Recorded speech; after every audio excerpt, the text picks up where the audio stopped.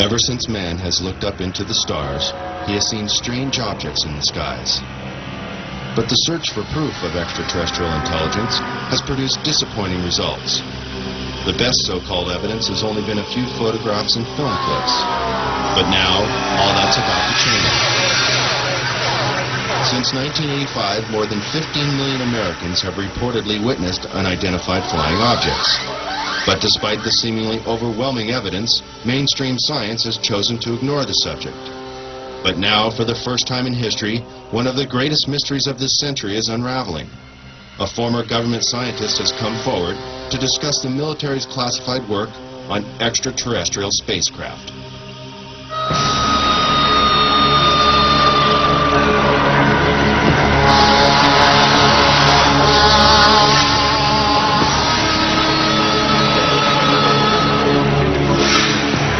Human advances in technology have exploded in a million directions and show no signs of slowing down. The ever-increasing pace of achievement in the last several decades is unparalleled in human history. The high cost of developing and producing these technologies has limited the number of contenders from the private sector, leaving the government and large corporate businesses on the cutting edge of new discoveries. Always in the public eye, big business competes for high-paying contracts, working night and day to invent or further develop the next big thing to satisfy the masses. The government, on the other hand, must conceal information concerning national security that, for obvious reasons, should not be public knowledge. But when it comes to matters concerning the welfare of our planet, the living beings on it, or potential clues to the mysteries of the universe, many believe it should be our right to know. The end of World War II and the invention of the atomic bomb signaled a new era of international mistrust. Since the earliest days of the Cold War, which coincides with the Roswell incident and the start of the modern UFO era, the military has been especially secretive about its advances and achievements, while always searching for the perfect weapon or super sophisticated tool of espionage.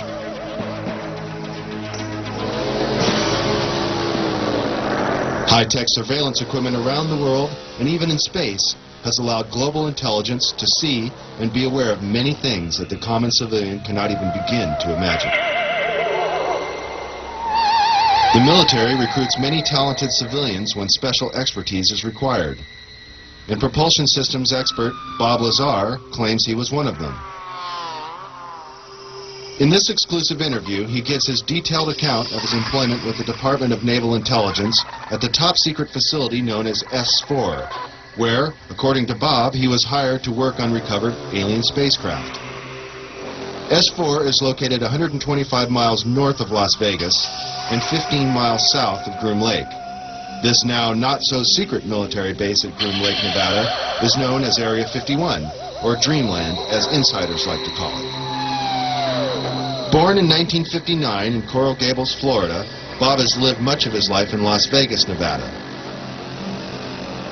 With degrees in physics and electronics from MIT and Caltech, he has dabbled in everything from chemistry to fireworks in an effort to understand the finer points of propulsion. He has even assembled a jet car with a 22,000 horsepower engine salvaged from a Navy F-3D Skynight that is capable of land speeds of over 350 miles per hour. Fate took a serious turn for Bob in 1982. Arriving early for a lecture at Los Alamos National Laboratory in New Mexico given by Dr. Edward Teller, one of the inventors of the atomic bomb, Bob was able to meet and talk to the famous physicist. Coincidentally, Dr. Teller was reading the local paper, The Monitor, with a featured front-page article on Bob, and the two struck up a conversation. Later, Bob sent Dr. Teller his resume for consideration, and soon after, Bob was hired by the Los Alamos National Laboratory. This Los Alamos-based directory lists Bob as an employee. By 1989, Bob was brought into the top-secret program at S4 known as Project Galileo. In the following interview, Bob reveals many details of this amazing experience.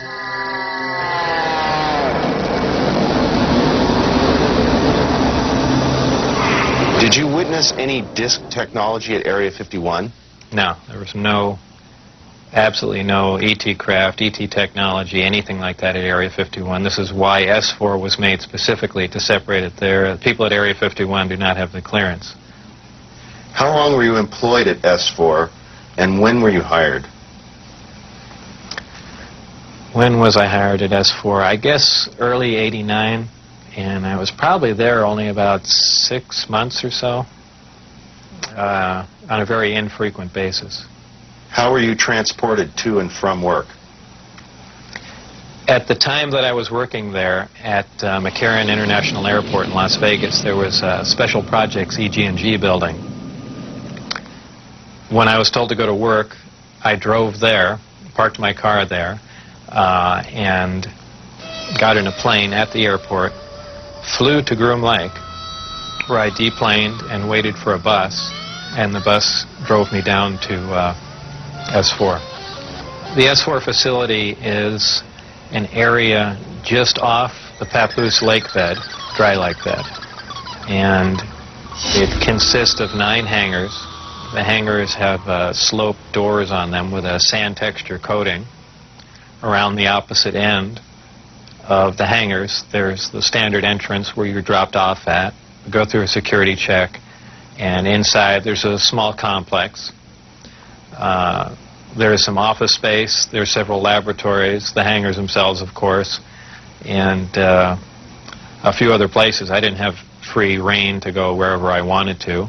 Everywhere I went to, I was essentially escorted, so that was really all about that I saw. Inside the facility, what was the basic layout? Were there underground levels? I don't think there were any underground levels to it, though there could have been. I don't think it was, an extensive underground facility. It just looked like an installation that was butt up against a mountain. And, I didn't see any evidence of any stairs going down, elevators, or, but like I said, I don't know. There could have been, and I just might not have been permitted in those areas. It's difficult to really surmise how long it had been operational. Everything did look fairly new.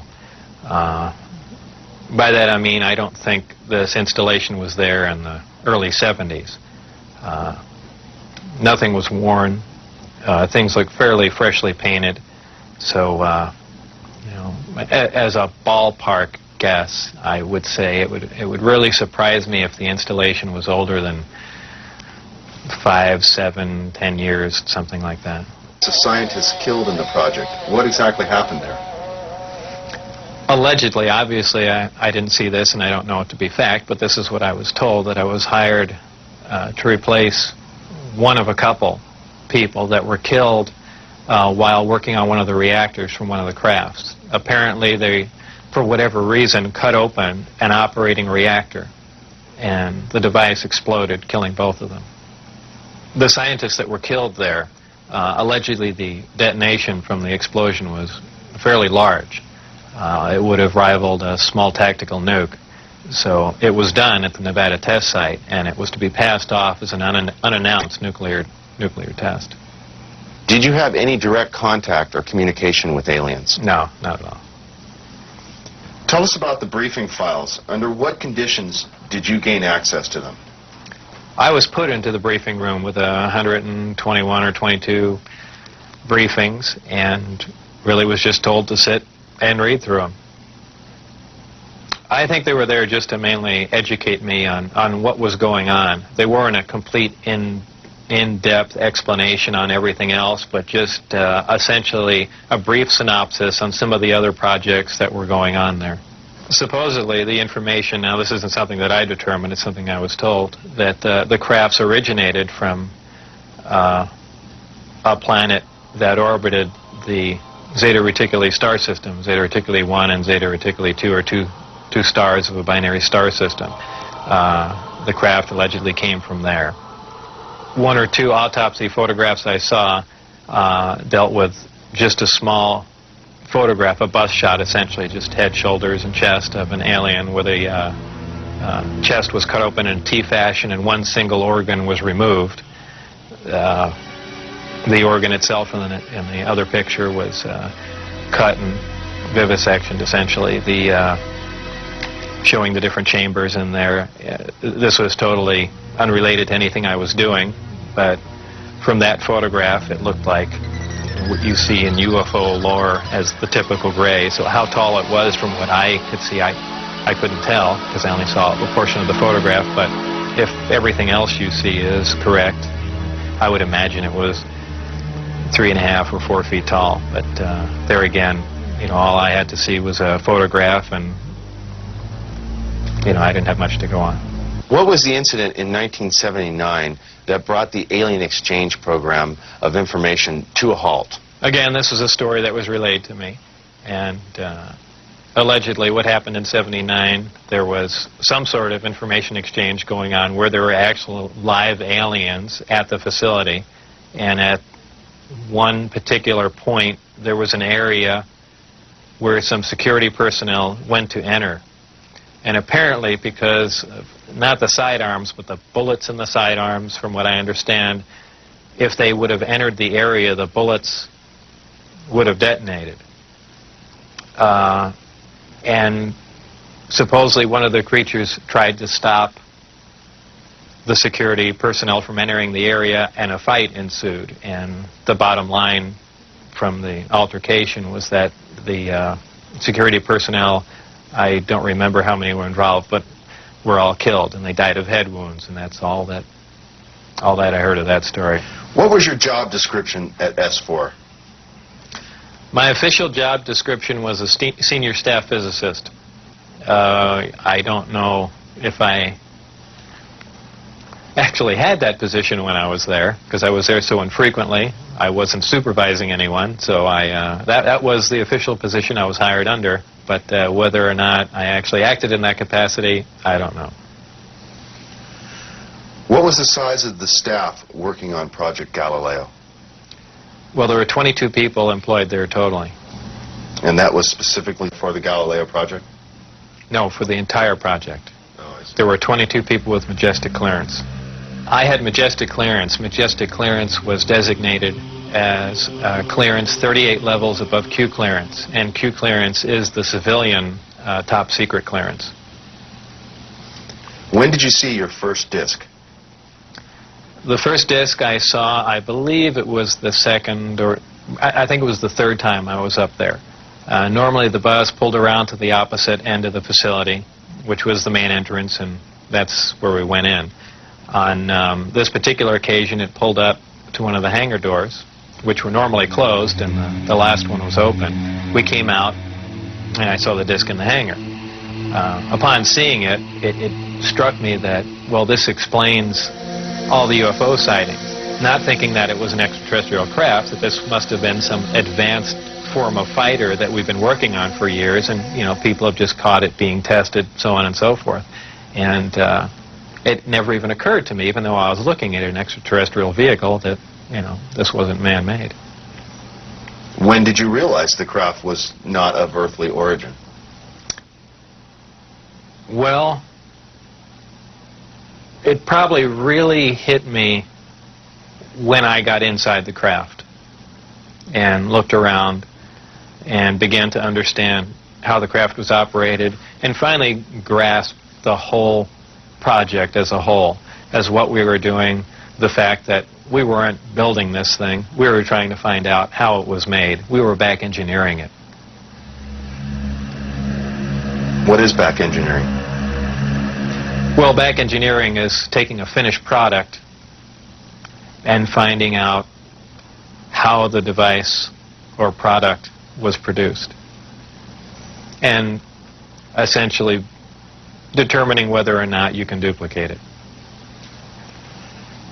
Now, scientists aside, what was your emotional response? What were you thinking were the implications to the world or man in general from these revelations?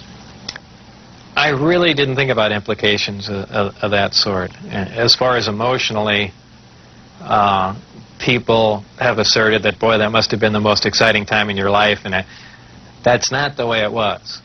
When I first got to look inside the craft, all I can say, it's an ominous feeling. You walk in there, and it feels as if you shouldn't be there. I know that sounds kind of corny, but it's a real ominous feeling. It's not an exciting feeling. It brings up a whole lot of questions in your mind. Well, where did this come from? And you know that they won't give you the answers to the whole story, but it's That's the only way I can describe it.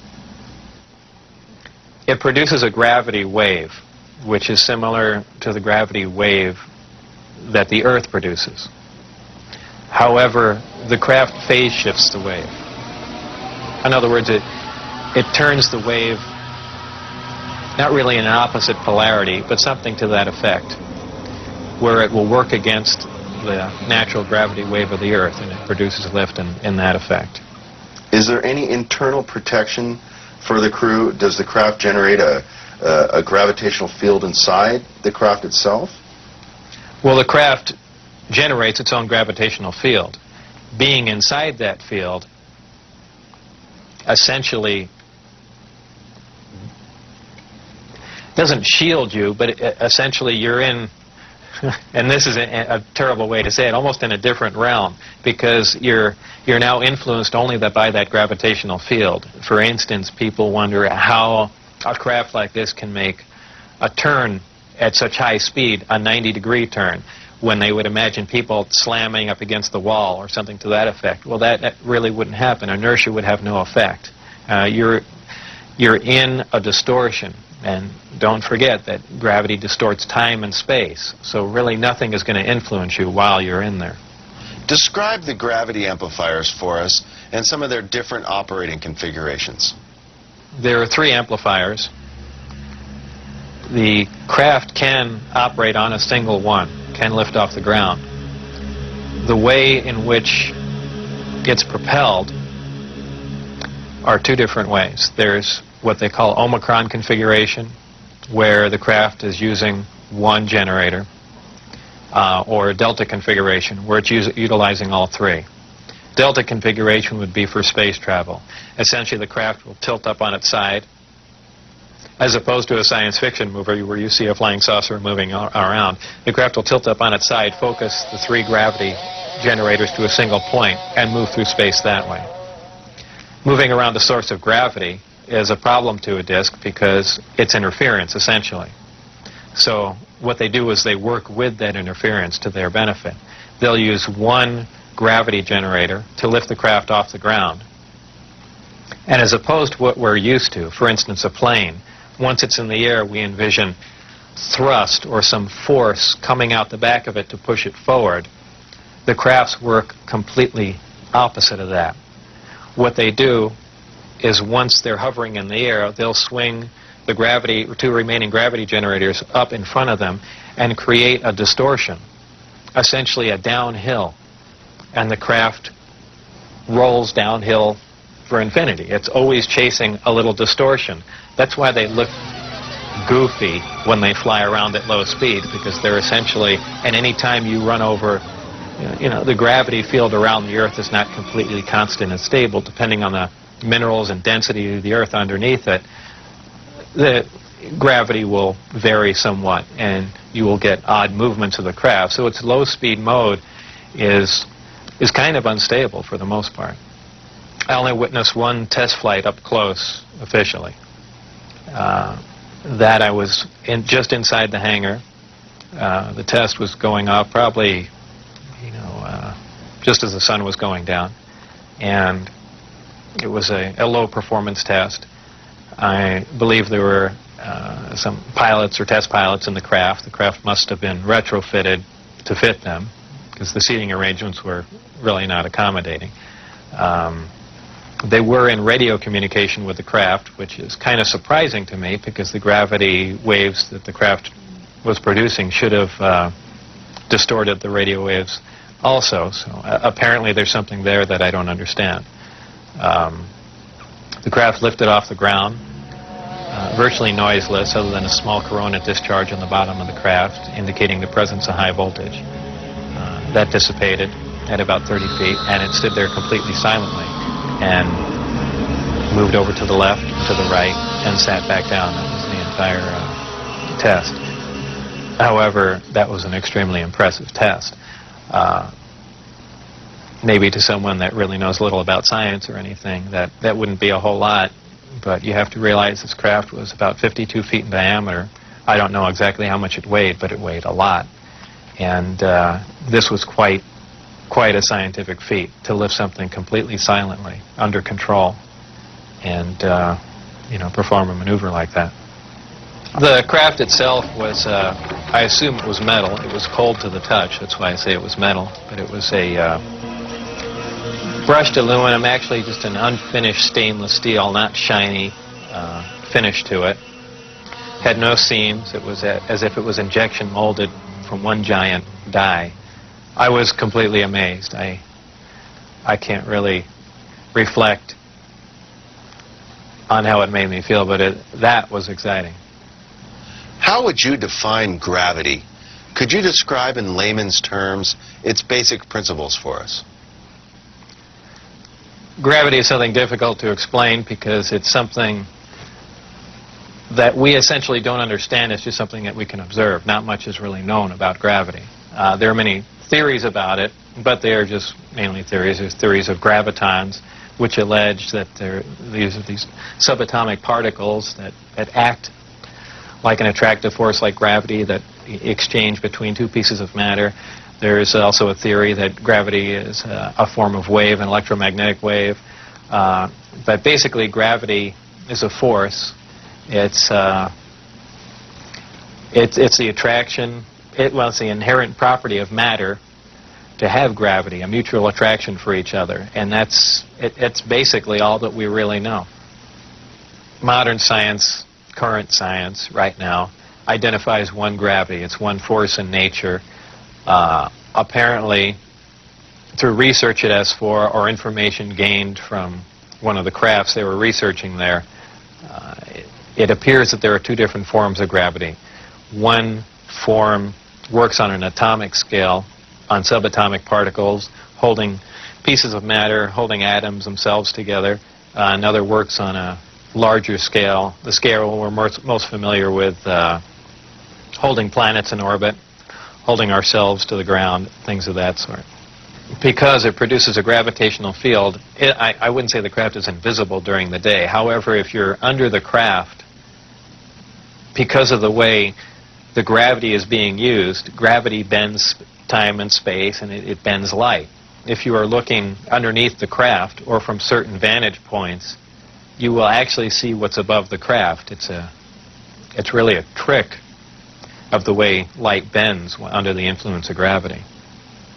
For instance, we can see stars that are behind the sun, that are blocked from our view by the sun. The reason we can see them is because the sun is a tremendous gravitational field, and it's bending the light around it where we can see the star. Space-time and gravity are all essentially interrelated. They all act on one another. Gravity bends space. Gravity also distorts time. When you vary one, you essentially vary the other two. As an example, if you have a massive body, say a planet or something that's making a lot of gravity, producing a lot of gravitational waves, if you will, it distorts space. It bends space to it. It also slows down time. These things aren't theories. We know them to be true. We cannot artificially create this because we can't create gravity.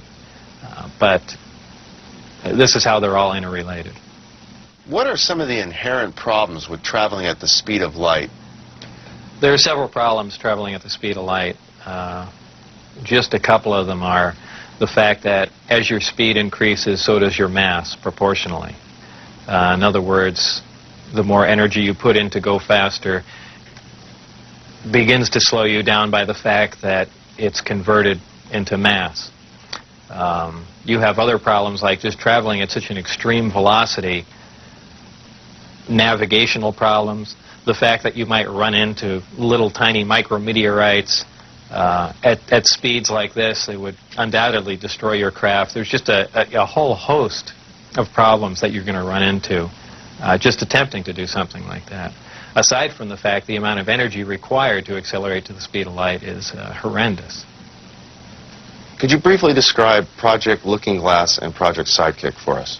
Project Sidekick was another project going on with Galileo. Galileo was the project that I was involved in.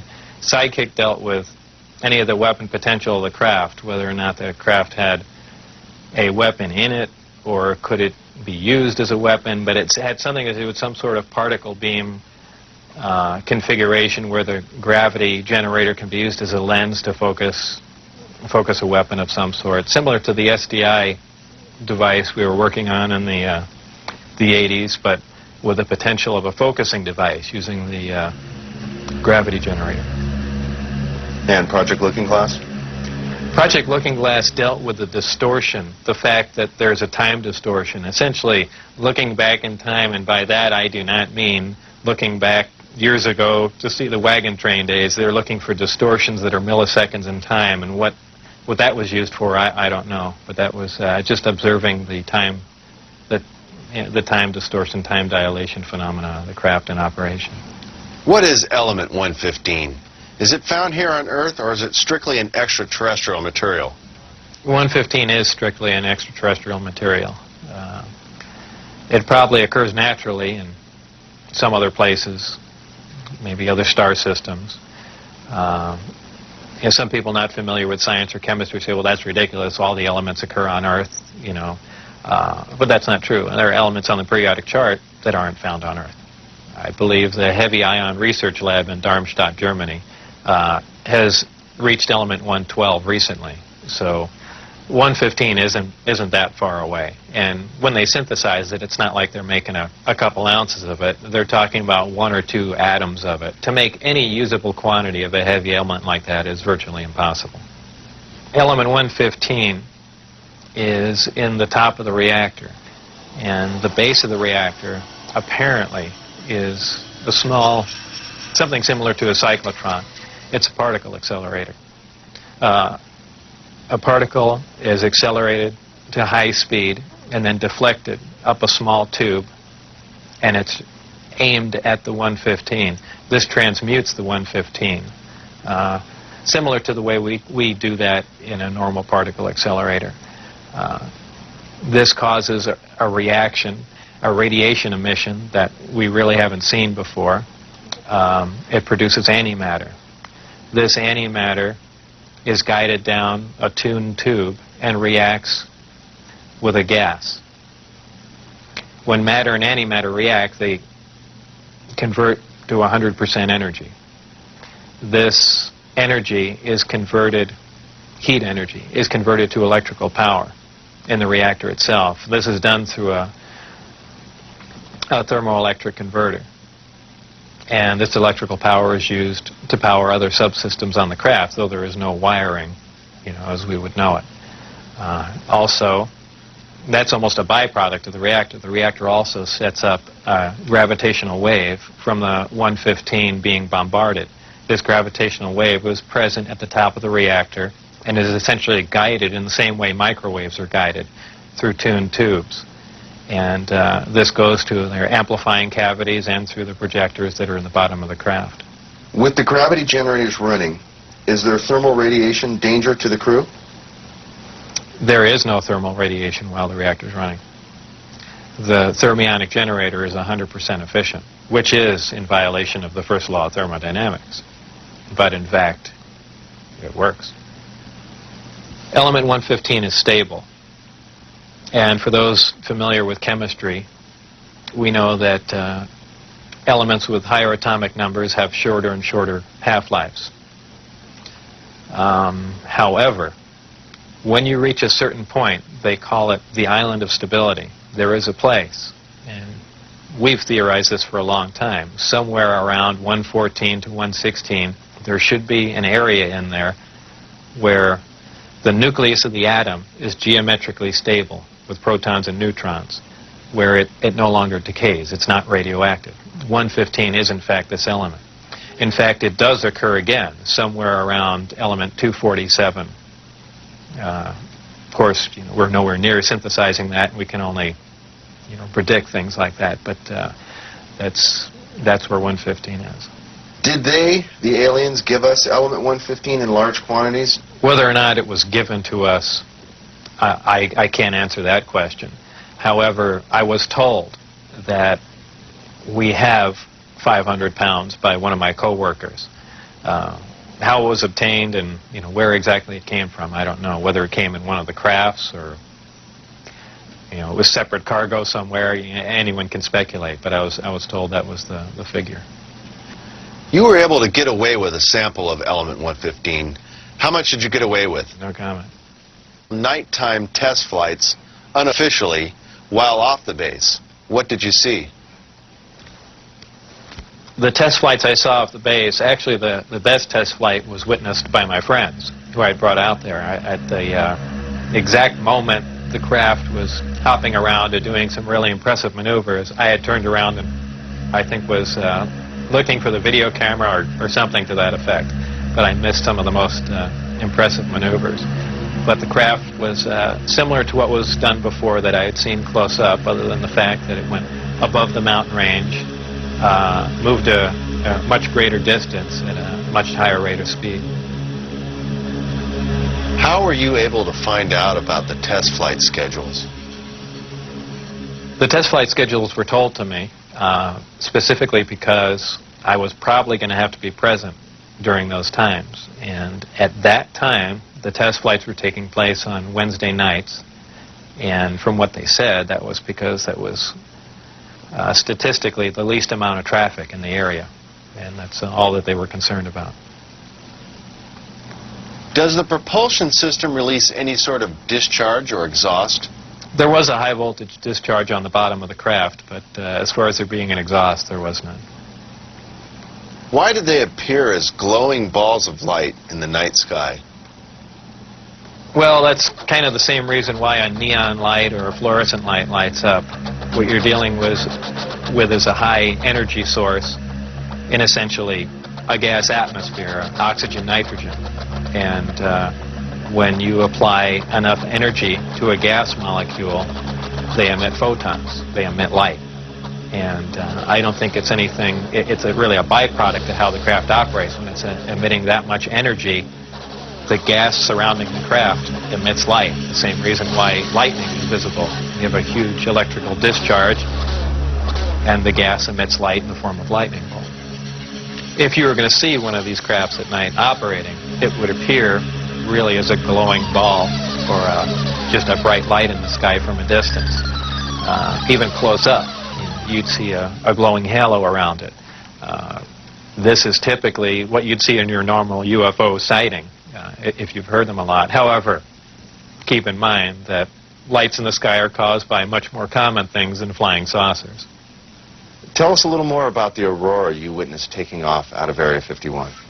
It was a large craft, and the one glimpse I got of it was from the rear, and it had two huge square exhausts with vanes in them.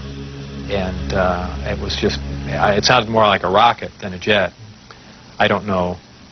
I even think he did mention that it was liquid methane powered, but there again, you know, working on the disk technology, I really could care less what was rolling around at Area 51, but it did catch my eye. As a result of going public, have there been any attempts made on your life? One day when I was getting on Interstate 15, driving down Charleston Boulevard, a car came up alongside of me, and I thought he was just trying to race me to get on the freeway. This was after I had left the project. It was a white, boxy-looking car. Exactly what make and model, I don't know. But I accelerated to get on the freeway to go fast, and there was a gunshot, and the back of the car was hit, and I skidded off into the median. And I stopped, and I was frightened, and I just stood there because I thought the guy was going to be alongside of me and just shoot me. I had nothing to do. I was essentially paralyzed with fear, and I waited there, and then nothing else happened. And do I know it was a government agent trying to kill me? No. Could it have been a drive-by shooting? Maybe. You know, so it was an attempt on my life, but by who specifically, I don't know. Though I was threatened before I had left. They threatened my wife's life and my life, so I can only put two and two together and say that they were kind of pissed at me. In an earlier interview, you had mentioned that they had put a gun to your head. Tell us about that. That was after we were caught out when I had the test flight schedule, and I brought some friends out to show them the disc test. We got caught out there, and the following day I was debriefed down at Indian Springs Air Force Base. And I was in the room with the security guards that caught us, my supervisor and some other people, and some other security personnel. Yeah, they were essentially grilling me about security and, you know, how could I possibly bring people out there. And I guess I wasn't as responsive as they would like, and they got in my face, and one of them pulled the sidearm out, you know, just pushed it against me. Have you maintained any contacts with your colleagues out at S4? No, I never heard from anyone other than for a very brief time after I left. Dennis, who was my supervisor, did try and make contact with me at the meeting place was the Union Plaza Hotel, and I took a friend of mine, Gene Huff, down there, and another friend, a former colleague and scientist from Los Alamos, and we saw him, but I also did recognize some security personnel walking around there from S4, so whether or not it was a setup or what was going on or he was trying to talk to me, we never found out, and we left. It just was a real strange situation. I never heard from him since. As we enter the 21st century, how has your experience changed your beliefs? Well, if you want to word the question, how are my opinions changed, I would say considerably. Before I was at S4, I was more or less one of the guys that thought, you know, all these government conspiracy and UFO buffs and things like that were complete lunatics. I even remember before I was involved there, a friend showed me a little newspaper clipping and said John Lear was giving a lecture who was touting that aliens from another world came to Earth and there's 70 different species. And I remember laughing on the phone that this guy had lost his mind. And I was also under the impression that, you know, boy, the government's all for the people, and they, you know, they're out here to protect us and all that. You know, after the experiences I had there, everything is completely turned around. You know, the government is doing everything but looking out for us. I mean, the only thing they're looking out is for themselves. You know, obviously the ET craft do exist. Something had to build them, so there must be aliens. And since there are, and the craft are there must be some sort of factory and an entire civilization somewhere. And if in fact that is true, and it apparently is, then there must be others. Actual crafts and technology from another world. And that's probably the most important event in history. It kind of moved from science fiction into reality, in my mind. And it really just, I guess, opened my eyes. We can duplicate it. If we can understand what a device is or how something operates or what its physical makeup is, that's great. But if we can't duplicate it, it's useless to us. So there's really two phases to the project going on there. It's understanding what we're looking at, and then once we understand it, is can we duplicate it with earthly materials and earthly technology. And, you know, unless we've got a handle on both of them, all that technology is useless to us.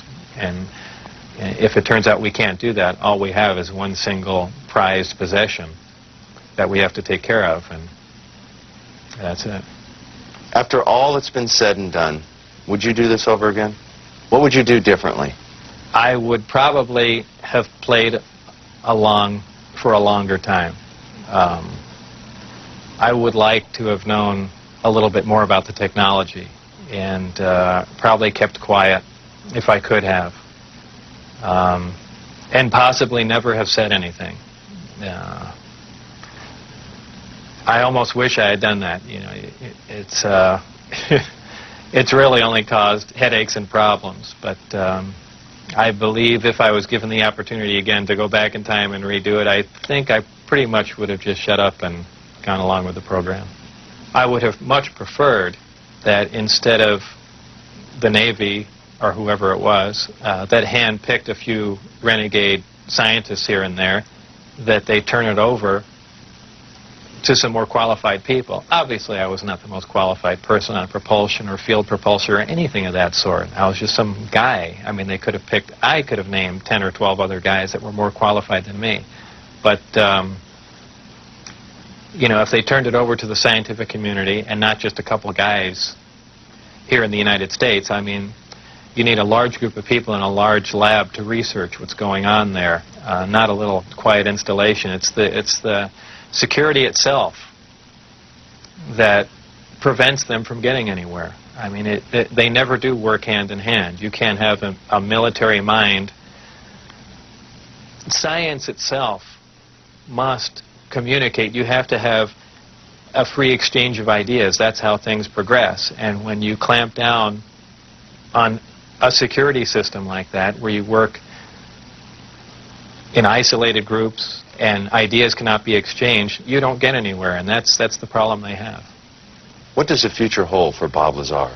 Well, I'm not really involved in any of that stuff anymore. That's kind of put behind me. I have my own businesses that I work at, some computer graphics, some consultation, other technical jobs, radiation detectors, and a few other things like that. So really, I just go about my life, and that's, you know, something that happened that was fantastic, and it's over, but it's kind of hard to shake it loose. But eventually I will, and that'll be that. I think all the surveillance and everything stopped. I don't think anyone's bothering to monitor me. I've said everything that I know. It's been all over the place, so it's kind of a done deal. As far as whether or not there are any craft out there, I believe, you know, they were out and gone in probably the late '89, early '90, and the only thing people see now out there are either flares or planes coming into land, but that's about it. Did you have an interest in flying saucers or science fiction in general as a child? I was never interested in flying saucers as a child. Science fiction, you know, I watched Star Trek, I guess, with everyone else back then, but for the most part, yeah, I didn't even believe in flying saucers up until I was employed at S4.